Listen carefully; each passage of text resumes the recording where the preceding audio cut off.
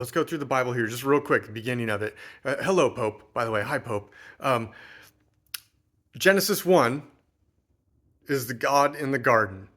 God, male and female are created. They give us herb with seed and fruit with seed, and all is good, and that's the sixth day, right? The seventh day comes, and it starts to deteriorate. So, it's God says, Adam, start labeling things, right?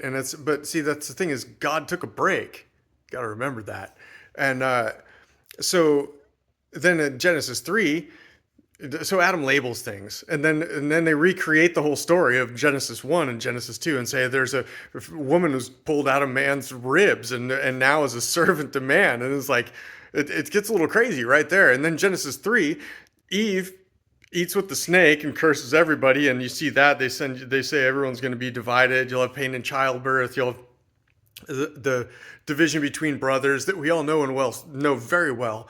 And you're gonna toil in the fields and eat from the herb of the field instead of the herb with seed and the fruit with seed that I handed you in the garden, right? And so then they go to Noah, and and God says to Noah, you know what? I'm gonna flood this whole planet and kill everybody. So get two of each animal and keep them alive, right? Get them all in a boat and keep them alive. Get enough food for them. Keep them alive. And then Noah gets off the boat. He goes through the flood, gets off the boat, and what's the first thing he does? Builds an altar and slaughters animals. And God says, oh, I see evil is in man's hearts, and I'm not going to curse the rest of the world again. I'm just going to leave it to man. And so, man, I'm making a covenant with you. So you're going to go ahead and eat all the animals, and they're going to be terrified of you. And you're going to, then because you eat the animals, they're going to eat you and kill you. And then you're also going to fight and kill each other. And whoever kills each other is going to die the same way, right? And then it goes further into the Bible and just keeps this God and man keeps failing. Then Noah gets drunk and curses his children and then causes division and says Canaan's going to be the